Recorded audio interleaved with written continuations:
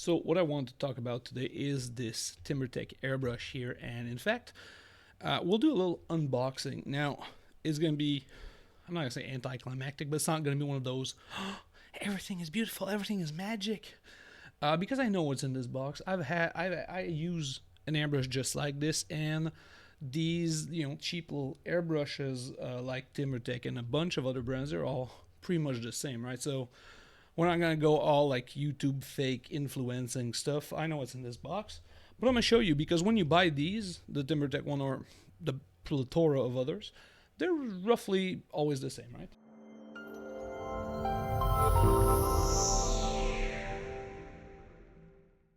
Because the content is always pretty much the same.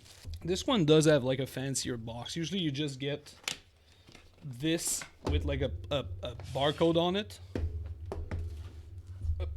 And now these ones, the Timber, like you can see this here, if you buy from another brand, you're gonna get most likely the same thing, but with a different sticker on it. Like this is just like the only place in this entire kit that says Timbertech is this sticker and maybe the sheet in there. We'll take a guess here and say only the sticker, because these are very generic. So the brand I like best currently is Timbertech, and the reason for that is because of quality control.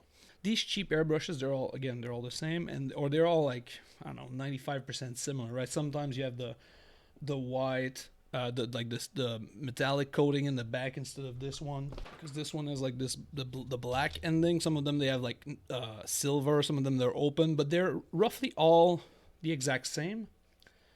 And then the specificity vary, but the main thing is like these cheap airbrushes, they're all functionally the same. And the reason that they're so cheap is that they're mass produced, so they save on the bulk when they make them, and also because they use like a lot of cheap component.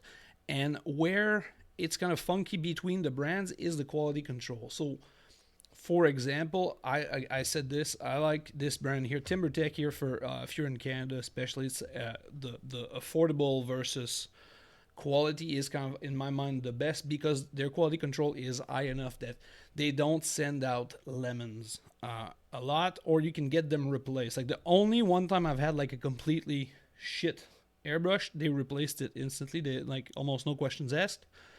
They just like sent me a new one, said, hey, we're sorry about this one. But other brands, that's not the case. Like I brought the red ones, very popular. The cheapest one on the market is like there's a bunch of colors, but the red one is the cheapest. That one is like, I bought 2 or 3 because they were like $20 at some point, and I bought 3, I think, and then 2 of them were like not working out of the box. And I emailed them and said, hey, look, I bought like 3. One of them was working, 2 others nothing. And they're like, oops. That's really like the only difference is that, and then like the name, because for the most part the airbrush itself is the same, and then sometimes you get different things. So the other cool thing with this Timbertech here, and some of them are like that, is it comes with 3 different size of nozzles. So you get a 0.2, a 0.3, and a 0.5. Yeah, 0.2. This must be the 0.3 and the 0.5, and this is kind of a replacement one because usually it comes with one already in there. Yes, it does, and that's a 0.3 as well. So that's the fun part. This one also comes with a hose, so you get like less like surprises, so to speak. And so that's kind of fun. So you get, of course, your airbrush. We'll put them aside. We'll talk about that in a second. Let's just look at all the other components here. So you get a bunch of these little guys here for paint drops and everything. I never used those. They're really, if you're into like painting nails or painting cakes, this is pretty useful, but otherwise, me painting, I've never used any of these. And then next up, you get the little key. This is the only tool you should use with your airbrush. You don't need any other tool. You don't need pliers or anything. So a little key, because these nozzles are screw in. So you do need that little key for it. Then you get your couple of needles. So they're all there. You usually get one of each, like extra size. So yeah, the 0.3, 0.5, 0.2. And the 0.5 are kind of the weaker ones. Surprisingly enough, actually, the bigger one in these kits, which you would assume that the bigger ones are better because these kits are kind of like cheaper. So the precision one is not the case. Then the reason for that is the shape of the needle is not the same as a regular needle is, I don't know if you guys can, so I don't know if you guys can see the tip of the needle is very, very like abrupt, right? So like a normal, this is the 0.5, right? And then the normal one, let's pull this one, the one that's inside this airbrush. See how the point here is just very, very long, right? Like it starts kind of bending, I guess, about here. And then it starts, to get into a finer point. And that's what you get in terms of control, right? So as you pull this long little needle, whereas when you look at the 0.5 here, look at that angle there at the end. The tippy end here is really, really steep. So you get all or nothing. And then this kind of turns your airbrush into almost a spray gun where it's like, does not work, does a very big circle. So I've not been a fan of the 0.5s that they supply in these kits, but I've used them in the past for primer, because that's kind of the reason why I bought this airbrush in the first place, was because when I changed the studio from the store to my place, I didn't have a dedicated area to use spray cans anymore, and so I figured, I'll start using an airbrush primer, because that's more convenient when you have like the insanely cold Canadian winters that like we have here. Can't go outside because it's gonna freeze over, and it don't work. Not only am I gonna like freeze over, but also the primer won't work correctly. So I figured I'd buy a super cheap airbrush to do my primer with this. And you don't want to use like a real good airbrush for primer, because what makes a good primer is what also sucks into an airbrush. It's kind of like they're opposites, so it never really works together, right? So I bought a really cheap one. I've been using it ever since. I'm not a big I don't do enough like fine detail techniques to really bother with it, and it never really broke since I've got it, so I don't change it. So let's get back here. So we got the needles, and then the last thing we get, this one here, it comes with a hose and one adapter, which is kind of fun, because you get like the main, like obviously the cheaper ones, they always use this, the medium sized one. I think it's the 1/8 size. They're almost always the 1/8, and so they give you a hose and this adapter here, because not all most compressors have this ending there, especially the generic ones. They have this output, so you want to connect your hose to your compressor. But if you're using like the generic ones, I think they're called a Sparmax, the standard like no-name compressor, like Global or Sparmax I think are the two main ones.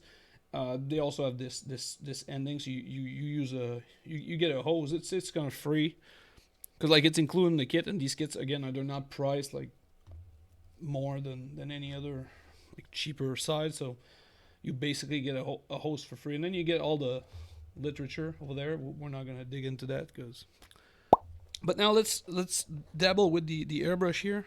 So as you can see, you get like a good airbrush. You get the little cup. Again, I don't really use that, the cup. So in fact, I can show you guys.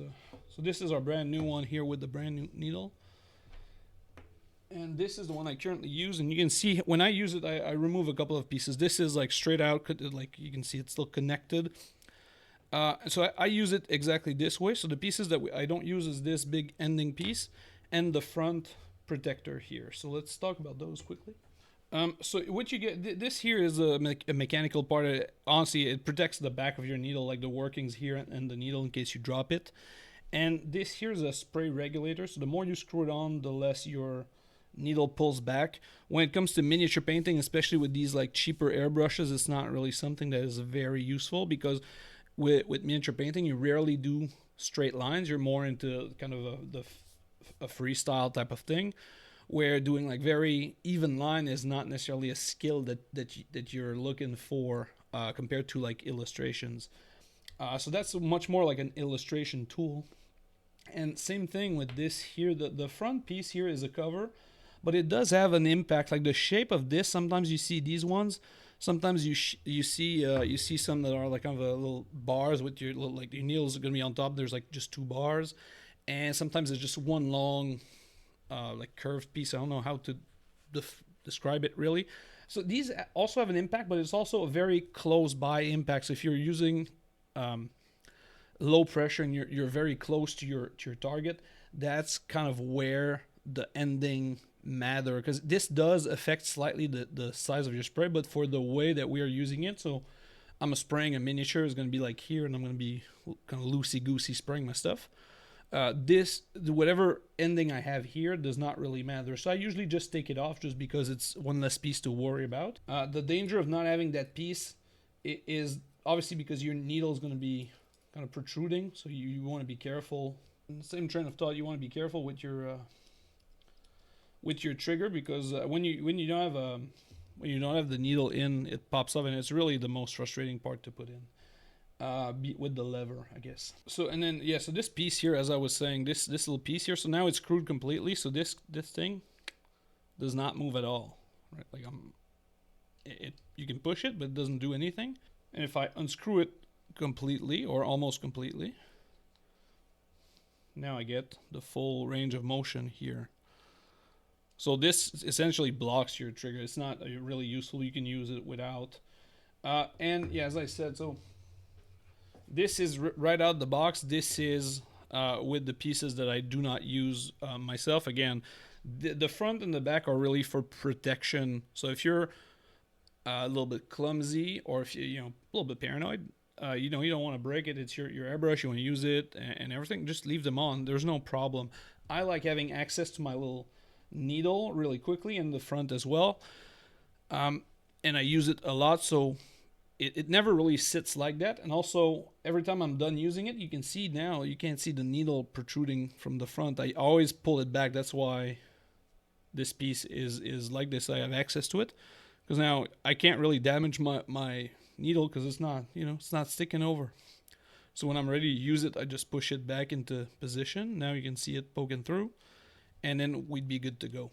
So that's how I use this airbrush. But I've been using this and similar models for the past year or so.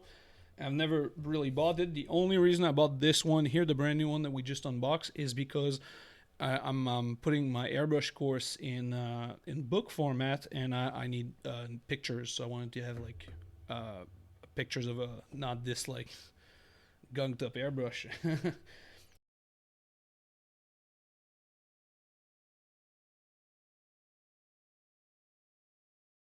of not having this piece, which I can't see. Oops, we're breaking everything.